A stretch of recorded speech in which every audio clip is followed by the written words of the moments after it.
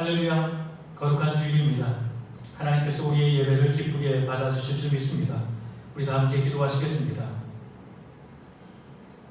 항상 우리를 사랑하시어서 주의 사랑으로 우리를 인도하시고 이끌어주시는 주님, 우리가 하나님의 거룩한 손잡고 하나님의 성산에 서싸우니 하나님만 바라보게 하시고 하나님만 예배하게 하시고 하나님 안에서 기쁘고 행복한 복된 시간 되게 하옵소서. 우리의 삶과 우리의 모든 것을 성삼위 하나님께만 올려드리기로 나오며 예수님 이름으로 간절히 기도드립니다. 아멘.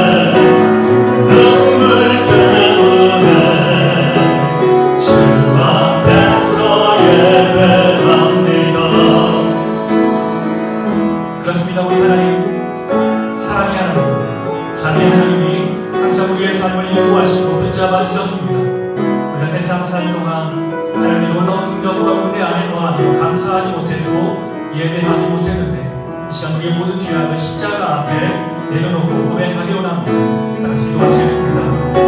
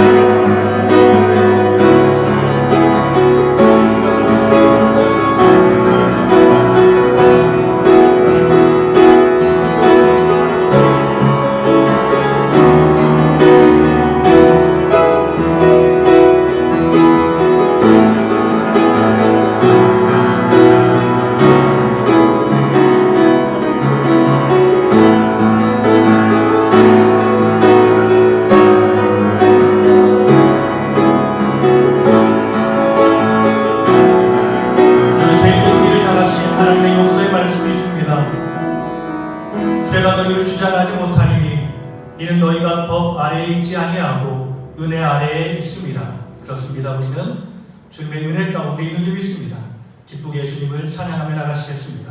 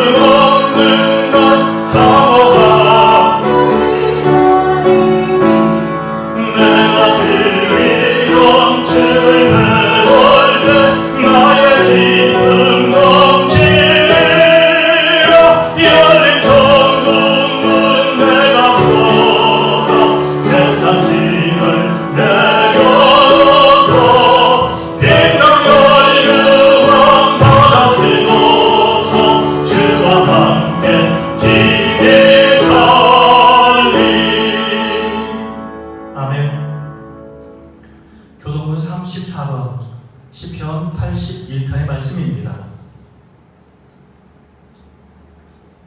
우리의 능력이 되시는 하나님을 향하여 기쁘게 노래하며 야곱의 하나님을 향하여 즐거이 소리칠지어다. 시를 읊으며 소고를 치고 아름다운 수금의 비파를 아우를지어다. 초하루와 보름과 우리의 명절에 나팔을 불지어다. 이는 이스라엘의 율례요 야곱의 하나님의 규례로다. 하나님이 애굽 땅을 치러 나아가시던 때에 요셉의 족속 중에 이를 증거로 세우셨도다. 거기서 내가 알지 못하던 말씀을 들었나니 이르시되 내가 그의 어깨에서 짐을 벗기고 그의 손에서 광주리를 놓게 하였도다. 내가 고난 중에 부르짖음에 내가 너를 건졌고 우레소리의 은밀한 곳에서 내게 응답하며 무리바 물가에서 너를 시험하였도다. 내 백성이여 들으라. 내가 내게 증언하리라. 이스라엘이여 내게 듣기를 원하노라. 너희 중에 다른 신을 두지 말며 이방 신에게 절하지 말지어다. 나는 너를 애굽 땅에서 인도하여 낸 여호와 내 하나님이니 내 입을 크게 열라 내가 채우리라 하였으나 내 백성이 내 소리를 듣지 아니하며 이스라엘이 나를 원하지 아니하였도다. 아멘. 나는 전능하신 아버지 하나님 천지의 창조주를 믿습니다. 나는 그의 유일하신 아들 우리 주 예수 그리스도를 믿습니다. 그는 성령으로 잉태되어 동정녀 마리아에게서 나시고 본디오 빌라도에게 고난을 받아 십자가에 못 박혀 죽으시고 장사된 지 사흘 만에 죽은 자 가운데서 다시 살아나셨으며 하늘에 오르시어 전능하신 아버지 하나님 우편에 앉아 계시다가 거기로부터 살아있는 자와 죽은 자를 심판하러 오십니다. 나는 성령을 믿으며 거룩한 공교회와 성도의 교제와 죄를 용서받는 것과 몸의 부활과 영생을 믿습니다. 아멘. 시간 우리가 살아계신 하나님께 기도합니다. 근데 하나님, 우리가 하나님을 온전히 예배하러 나왔습니다. 하나님을 기쁘시게 하러 나왔습니다. 나의 마음과 나의 삶과 나의 모든 것을 주께 드리길 원하오니 주님, 이 모든 것을 받으시고 주님께서 우리에게 작정하신 신령한 말씀을 우리에게 부어주시옵소서. 성령 충만을 부어주시옵소서. 오직 주의 은혜를 부어주시옵소서. 삶에 필요한 모든 문제들, 어려운 것들 다 주님께서 맡으시고 우리에게 평안과 기쁨과 큰 능력을 허락하여 주시옵소서. 다 같이 예배를 위해서 우리 모든 민의 공동체를 위해서 일전에 기도하며 하시겠습니다.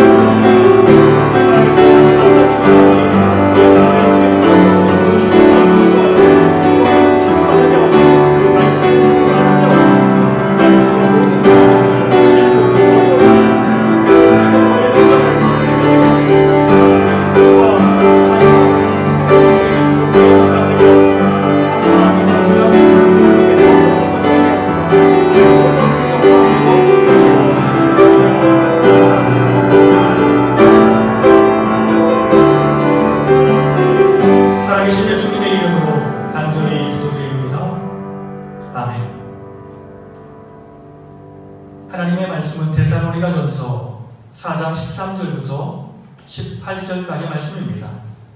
신약성경 331페이지입니다. 형제들아, 자는 자들에 관하여는 너희가 알지 못함을 우리가 원하지 아니하노니 이는 소망 없는 다른 이와 같이 슬퍼하지 않게 하려 함이라. 우리가 예수께서 죽으셨다가 다시 살아나심을 믿을진대 이와 같이 예수 안에서 자는 자들도 하나님이 그와 함께 데리고 오시리라. 우리가 주의 말씀으로 너희에게 이것을 말하노니 주께서 강림하실 때까지 우리 살아남아 있는 자도 자는 자보다 결코 앞서지 못하리라. 주께서 호령과 천사장의 소리와 하나님의 나팔 소리로 친히 하늘로부터 강림하시리니 그리스도 안에서 죽은 자들이 먼저 일어나고 그 후에 우리 살아남은 자들도 그들과 함께 구름 속으로 끌어올려 공중에서 주를 영접하게 하시리니 그리하여 우리가 항상 주와 함께 있으리라. 그러므로 이러한 말로 서로 위로하라. 아멘. 우리 사랑하는 가족들과 인사 나누겠습니다. 하나님 우리와 함께 하십니다. 하나님이 우리와 함께 하십니다. 오늘 우리의 삶에는 아무리 노력해도 아무리 열심히 일해도 되지 않는 일들이 있고 어려운 일들이 많이 있습니다. 그러나 때때로 우리의 무능 때문에 우리의 무지 때문에 오는 삶의 어려움도 있습니다. 신학자 폴 틸리는 그의 유명한 책 존재의 용기에서 인간의 역사를 이렇게 정리하고 있습니다. 고대인의 불행은 숙명과 죽음의 문제에서 왔습니다. 고대인들은 자신이 당하는 모든 것을 숙명으로 받아들였습니다. 어떤 고난도 팔자요, 숙명이요, 운명이라고 받아들였습니다. 그렇기 때문에 운명에 저항할 생각을 하지 못했습니다. 그렇게 그 많은 고생을 치르며 수천 년을 살아오게 됩니다. 이처럼 고대인들이 어려운 문제를 숙명으로 받아들일 수밖에 없는 이유는 죽음의 문제와 밀접한 관계를 맺고 있습니다. 곧 인간이 아무리 노력한다 할지라도 우리가 할 수 없는 일들이 존재한다는 것, 우리는 이 사실을 잘 알고 있기 때문입니다. 그러나 우리는 무능력과 무지를 구분할 필요가 있습니다. 그렇습니다. 인간은 연약한 존재이기 때문에 우리가 모든 일을 다 할 수는 없습니다. 우리가 해결하지 못한 죽음의 문제가 분명 우리 앞에 존재합니다. 그러나 우리가 조금만 지식이 있었더라면 우리는 다른 인생을 살 수 있을 텐데 하는 아쉬운 일들도 굉장히 많이 있습니다.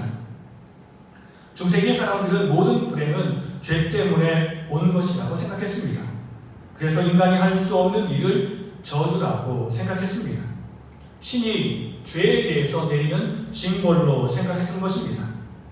지금 우리가 코로나라는 전염병으로 힘들게 어렵게 살아가고 있는 것처럼 중세 유럽에도 흑사병이 돌아 수많은 생명이 죽었습니다. 그러나 흑사병은 하나님의 저주가 아니었습니다. 인간이 만든 병이었습니다. 그것을 인간이 조금만 일찍 알았더라면, 그리고 청결한 삶을 유지했더라면 수많은 생명을 구원할 수 있었을 것입니다. 그렇습니다. 인간이 가진 문제는 무능의 문제이며 무지의 문제입니다.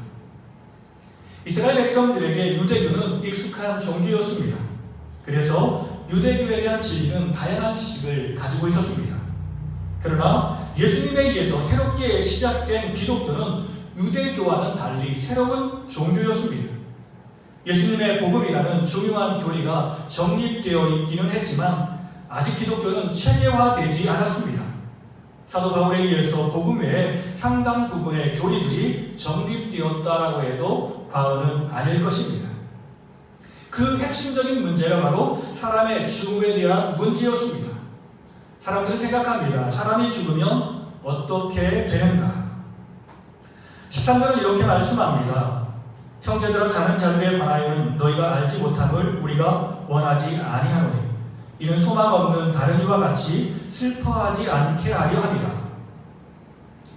데살로니가 교인들은 예수님의 재림 전에 죽은 성도들은 어떻게 될 것인가 하는 의문과 근심과 걱정이 있었습니다. 그들은 예수님 재림 전에 죽은 사람들은 예수님의 재림으로 이루어지는 축복의 잔치에 참여하지 못할 것으로 생각했습니다. 죽은 자들에 대한 부활에 대해서 정확히 알지 못했던 것입니다. 그렇기에 그들은 소망 없는 자들처럼 슬퍼하고 근심하고 있습니다. 여기서 소망 없는 자들은 예수님을 알지 못하는 사람들을 가리키는 말로 세상 사람처럼 슬퍼하고 절망하고 있는 모든 사람을 가리키는 말씀입니다. 그렇습니다. 이 세상 많은 사람은 사람이 죽으면 그것으로 끝난다라고 생각합니다. 일부는 생각하기를 다른 존재로 윤회한다라는 믿음을 가진 사람들도 있습니다. 그러나 이런 윤회 사상 역시 인과응보에 따른 것으로 이것은 희망이 아니라 절망을 말하는 것입니다. 사람이 어떻게 개나 소로 태어나는 일이 좋은 일이라고 말할 수 있겠습니까? 이것은 상상할 수 없는 저주이며 슬픔입니다. 사람들은 윤회가 좋은 것이냐 착각하며 살아가고 있습니다. 그렇게 인간은 죽음 앞에 할 수 있는 일이란 슬퍼하는 일밖에 없습니다. 근심하는 일밖에 없습니다. 우리 이 세상의 많은 사람들, 소망이 없는 사람들에게 인생이란 시한부 인생과 같습니다. 많은 사람은 나이가 들면 들수록 죽음을 맞이해야 한다라는 초조함과 긴박함으로 마치 사형대에 끌려가는 죄수의 심정으로 살아가고 있습니다. 그러나 우리는 그런 소망 없는 자가 아닙니다. 주 안에서 소망 있는 사람들입니다. 14절은 이렇게 말씀합니다. 우리가 예수께서 죽으셨다가 다시 살아나심을 믿을진대 이와 같이 예수 안에서 자는 자들도 하나님이 그와 함께 데리고 오시리라. 그렇습니다. 주님은 잠자는 자들의 첫 열매가 되셨습니다. 고린도전서 15장 20절은 이렇게 말씀합니다. 그러나 이제 그리스도께서 죽은 자 가운데서 다시 살아나사 잠자는 자들의 첫 열매가 되셨도다. 이 세상은 진실로 죽음이 강력한 힘을 가지고 지배하고 있습니다. 어떤 인간도 죽음 앞에 자유로울 수 없으며 죽음 앞에 떨지 아니할 사람은 아무도 없습니다. 그래서 우리의 대적마귀는 죽음을 지배하며 세상을 통치하고 있습니다. 그러나 주님이 이 땅에 오셔서 율법을 완성하셨습니다. 죄인이 아님에도 율법의 완성을 위해서 자신을 십자가에 버리시고 산 제물로 하나님께 드리셨습니다. 예수님은 죽음을 걱정하셨지만 두려워하지는 않았습니다. 그리고 담대히 십자가로 나가셔서 죽으셨습니다. 예수님이 이처럼 담대하게 죽을 수 있었던 이유는 죽은 자를 다시 살리시는 하나님 아버지의 부활 능력을 믿었기 때문입니다. 예수님은 부활의 믿음을 가지셨고 그 귀한 믿음을 가진 예수님을 하나님은 진실로 사랑하셔서 그를 죽음에서 부활하게 하셨습니다. 예수님이 죽음을 이기셨습니다. 예수님이 부활의 첫 열매가 되셨습니다. 잠자는 자들의 첫 열매가 되셨습니다. 이제 누구든지 그리스도 안에 있으면 주님처럼 십자가를 지고 주님을 따라 나아가면 우리는 예수님처럼 부활하게 될 것입니다. 우리가 이어서 생각하는 것은 죽은 자를 향한 우리의 태도의 문제입니다. 사랑하는 가족이 죽는 일만큼 사람에게 힘든 일은 없을 것입니다. 그리고 그 사람이 예수님을 제대로 알지 못한 사람이라면, 예수님을 믿지 않은 사람이라면 더욱더 안타까울 것입니다. 그래서 가족들은 목회자에게 묻습니다. 우리 사랑하는 가족은 천국에 갔을까요? 아니면 지옥에 갔을까요? 그러나 우리가 기억해야 하는 것은 인간의 모든 주권은 하나님만 가지고 계십니다. 우리는 사람의 죽음 앞에 무엇을 판단하고 결정하지 말고 모든 주권이 하나님의 능력의 손에 있음을 기억해야 합니다. 사람을 천국에 보내거나 지옥에 보내는 일의 결정은 하나님이 하실 것입니다. 주의 진리를 따라서, 주의 자비하심을 따라서 하나님이 결정하실 것입니다. 이것을 사람이 미리 판단하고 이것이 진리라고 말할 수는 없습니다. 사람의 중심을 보시는 이는 오직 살아계신 하나님밖에 없습니다. 그렇다면 우리가 생각하는 문제가 바로 우리는 죽은 자를 위해서 기도할 수 있는가의 문제입니다.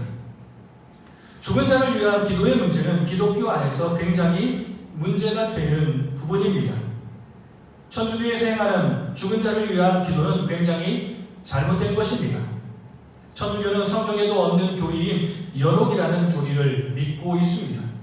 사람이 죽으면 천국이나 지옥에 가지 않고 연옥으로 먼저 가서 그리고 자손들이 열심히 헌신하고 노력하면 그 사람은 천국에 가고 자손들이 열심히 일하지 않으면 지옥에 간다라고 가르칩니다. 그러나 이런 말은 이 땅에 살아남은 가족들을 돈을 뜯기 위해서 거짓말하는 것임을 우리는 알아야 합니다. 어떻게 한 사람의 구원의 문제를 다른 사람의 노력으로 결정할 수 있겠습니까? 말도 안 되는 이야기입니다. 이것으로 우리는 사람의 속임수에 넘어가지 말아야 합니다. 아일랜드 국민을 괴롭혔던 것들 중에 하나는 가족 중 한 사람이 죽은 뒤에 정기적으로 드려야 하는 특별 기도의 문제였는데 그들은 이를 위해서 돈을 많이 내야 했습니다.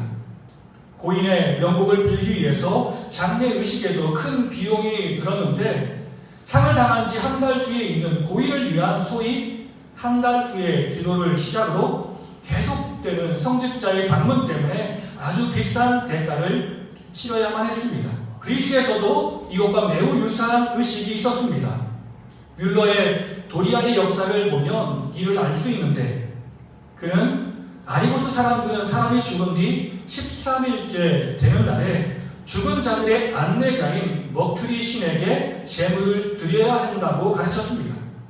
많은 사람이 사람의 죽음을 이용해서 돈을 벌려고 하는 것입니다.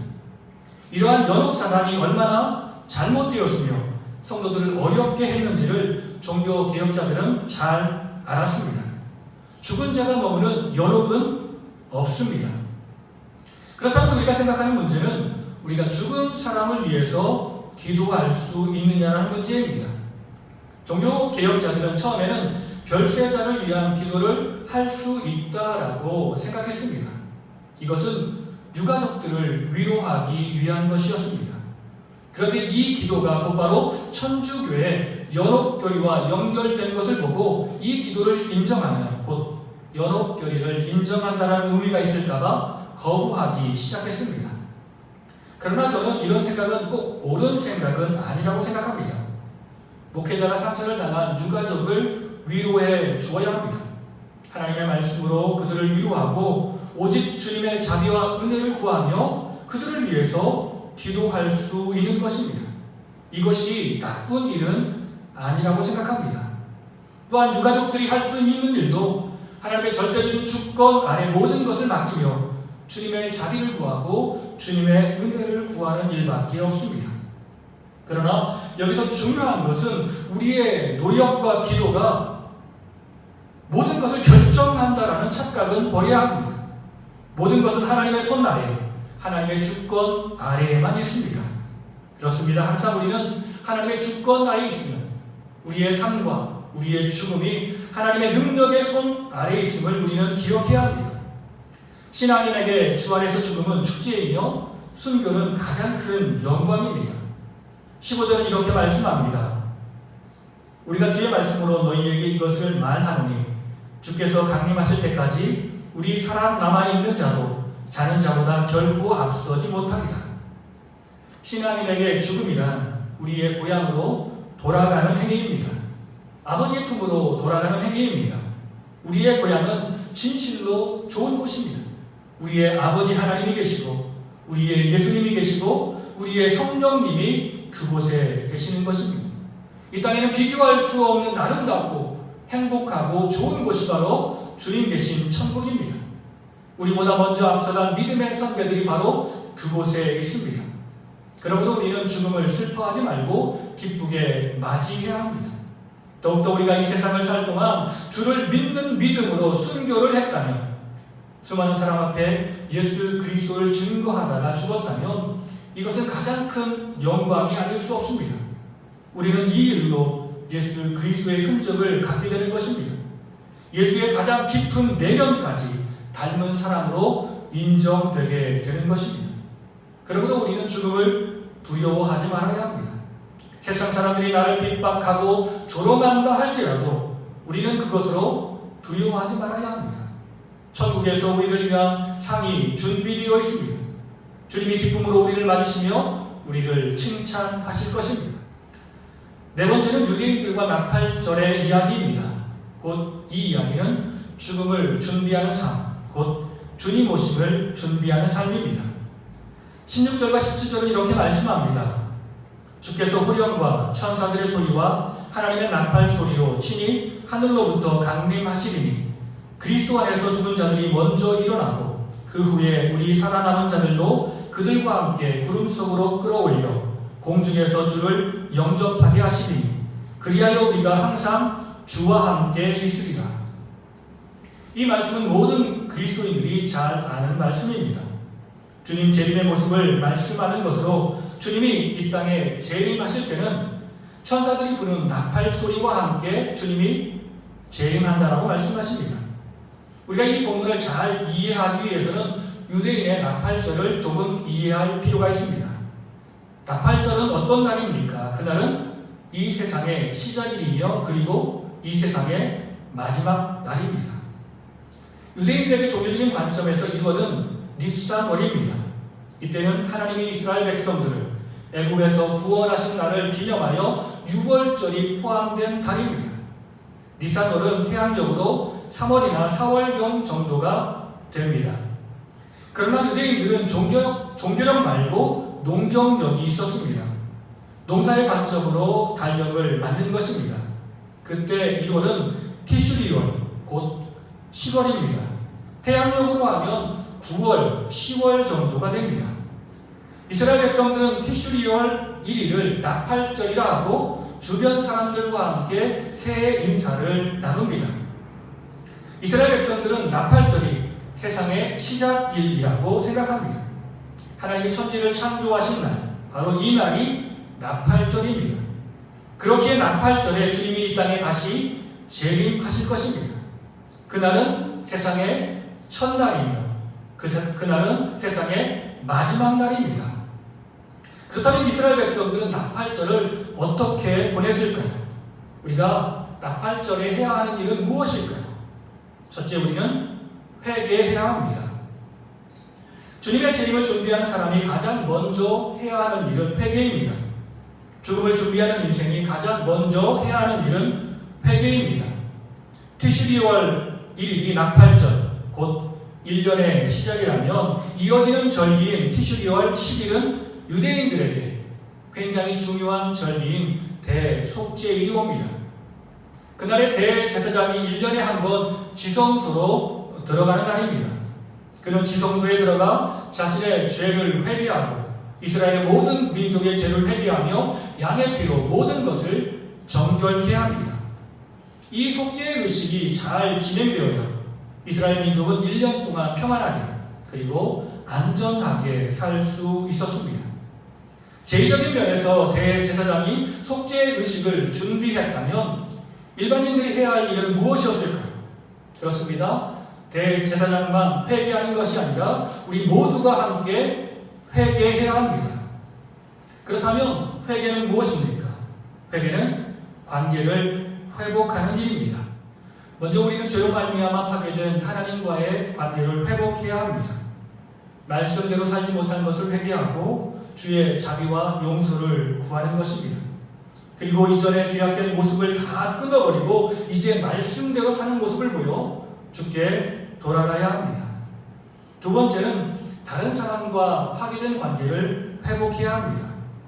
다른 사람에게 마음에 상처를 준 것을 회개하며 그들에게 용서를 구해야 합니다.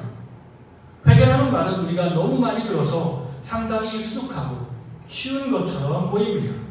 그러나 회개는 정말 어려운 일입니다. 왜냐하면 회개는 삶의 전향을 의미하기 때문입니다. 죄악된 길에서 벗어나와 주 안에서 의와 진리의 길을 가는 것입니다. 돈을 떼어먹은 사람은 돈을 갚아주어야 합니다. 마음의 상처뿐만 아니라 물질로 인한 상처 등등의 모든 상처를 치유하는 것이 바로 회개의 시간입니다. 그리고 나에게 악을 행한 사람이 나를 찾아와 용서를 구하면 이제 우리는 주님의 마음을 품고 용서하며 하나됨을 이루어야 합니다.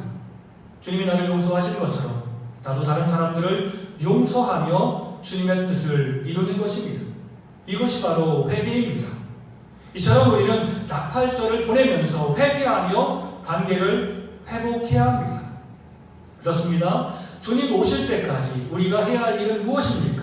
날마다 회개하는 일입니다. 나는 주님의 자녀인데 한 번 회개하면 주님께서 우리의 모든 죄악을 다 용서하지 않습니까? 라고 우리에게 물을 수 있습니다. 그러나 그렇지 않습니다. 우리는 날마다 죄를 지으며 살고 있습니다. 그렇기에 날마다 회개하며 새로운 결단을 해야 합니다. 우리는 날마다 예수 그리스도의 보혈의 은혜 앞으로 날마다 나아가야 합니다. 이것이 주님 오시는 날 나팔절을 준비하는 우리의 바른 태도입니다. 두 번째 우리가 나팔절에 해야 하는 일은 하늘 소망을 품고 전진해야 합니다. 16절과 17절은 이렇게 말씀합니다. 그리스도 안에서 죽은 자들이 먼저 일어나고 그 후에 우리 살아남은 자들도 그들과 함께 구름 속으로 끌어올려 공중에서 주를 영접하게 하시리니 그리하여 우리가 항상 주와 함께 있으리라. 믿음의 선진들이 이 땅에서 아름다운 주의 사역을 감당하다가 하나님의 부르심을 받아 하늘나라로 가셨습니다. 그분들은 지금 주님과 함께 영생을 누리며 살고 있습니다. 우리도 그런 꿈과 비전을 가지고 살아가야 합니다. 우리가 이 땅에 살면서 항상 주님과 동행하다가 주님이 우리를 부르실 그때 우리가 천국으로 가는 것입니다. 오늘 우리가 이 땅에 많은 소망을 품고 살아서는 안 됩니다. 이 땅의 일에 얽매이기 시작하며 하나님 나라에 들어가기 점점 힘들어지고 어려워집니다. 그러므로 우리는 항상 주님 계신 천국을 바라봐야 합니다. 천국에 있는 믿음의 동역자들을 바라봐야 합니다. 천국 소망이 식어져서는 안 되는 것입니다. 결론의 말씀입니다. 주님 만날 날이 머지 않았습니다. 제가 어렸을 때만 해도 빨리 시간이 지나서 어른이 되는 것이 꿈이었습니다. 그런 제가 지금 어른이 되었고 이제 나이를 먹어가고 있습니다. 주님 배울 날이 멀지 않았다라는 생각이 듭니다. 지금 세상이 돌아가는 모습을 보면 주님이 오시리라라고 말씀하신 그대로 되어 가고 있습니다. 곧 우리는 종말의 시기를 보내고 있는 것입니다. 주님이 천군 천사의 나팔 소리와 함께 곧 이 땅에 임하실 것입니다. 주님이 임하시기 전에 우리에게 여러 가지 징조를 보여주시며 주의 말씀으로 우리를 가르쳐 주실 것입니다. 그러므로 우리는 이제 깨어 있어야 합니다. 주의 말씀을 가까이 하며 말씀을 아는 사람이 되어야 합니다. 주의 뜻을 알고 주님의 마음을 아는 사람이 되어야 합니다. 우리가 말씀을 제대로 알지 못하면, 주님의 마음을 알지 못하면 세상은 우리를 유혹해서 우리의 모든 것을 빼앗아 가려 할 것입니다. 주님 오시는 날짜를 계산하며 사람들을 속이는 많은 사람들이 있습니다. 그러나 우리는 날짜를 계산하지 않아도 말씀을 통해서 주님이 곧 오실 것이라는 사실을 알고 있습니다. 그러므로 우리는 말씀 안에서 깨어 있어야 합니다. 우리가 진리 안에 든든히 서면 누구도 우리를 해할 수 없을 것입니다. 오늘 우리가 세상 일 때문에 너무 기뻐하거나 너무 슬퍼하지 말아야 합니다. 오직 주님의 말씀대로 살지 못한 것을 회개하며 주님께서 우리에게 보여주신 천국 소망을 품고 오늘 삶의 현장에서 말씀대로 살아 주의 영광을 선포하며 살아야 합니다. 이것이 주님 오심을 준비하는 우리의 태도입니다. 이처럼 항상 주님 오신 날을 깨어서 기도하고 주님과 동행하며 주님 오시는 그때 칭찬받는 우리 모두가 되기를 예수 그리스도의 이름으로 간절히 축원합니다. 우리 다 같이 기도하시겠습니다. 진실로 살아계신 하나님, 이 땅을 살다가 하늘나라로 간 많은 사람들이 있습니다. 우리는 그 사람들의 죽음을 보고 때때로 슬퍼하고 근심하고 걱정하며 살아가지만 하나님께서 우리에게 말씀하시는 것은 이 땅에서의 죽음이 모든 것의 끝이 아님을 우리에게 말씀하시며 우리에게 천국 소망을 베풀어 주시니 감사합니다. 날마다 세상으로 향한 우리의 마음을 돌이켜서 주님으로 향하게 하시고 말씀으로 향하게 하시며 항상 하나님의 뜻으로 이끌어 주시니 참으로 감사합니다. 우리의 모든 삶이 하나님의 마음에 합할 수 있도록 날마다 회개하며 날마다 주의 은혜를 의지하며 주님과 동행하는 우리의 삶이 되게 하옵소서. 이 땅의 소망을 품지 않게 하시고 주님 계신 하늘나라의 소망을 품고 말씀대로 살아 주의 영광을 선포하며 살아 주님 오시는 그때 우리 모두가 다 칭찬받고 들림받는 거룩한 주의 백성이 되게 하옵소서. 감사드리오며 살아계신 예수님의 이름으로 간절히 기도드립니다. 아멘.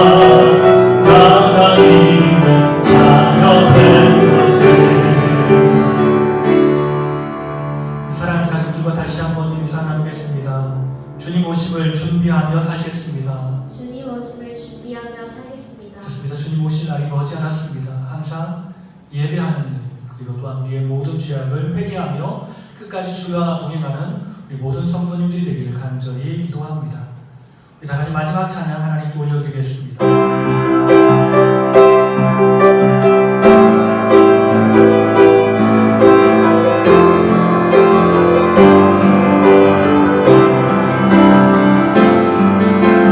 주님 다시 오실 때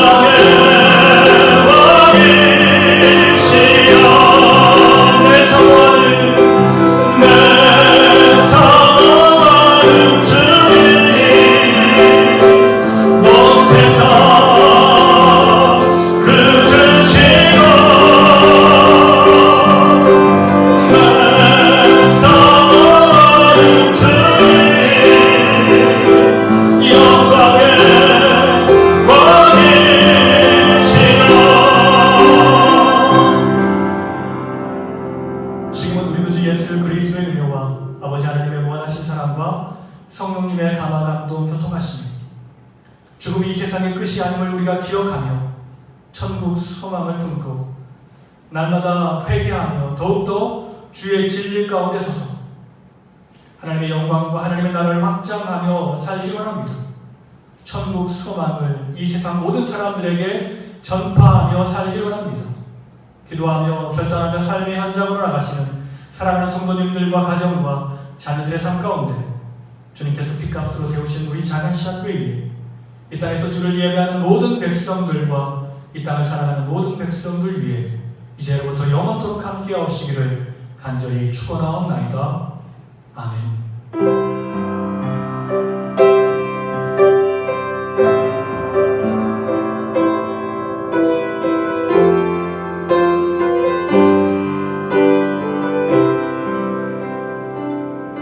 생명과 바꾸 주의 사랑을 잊지 않게 하소서.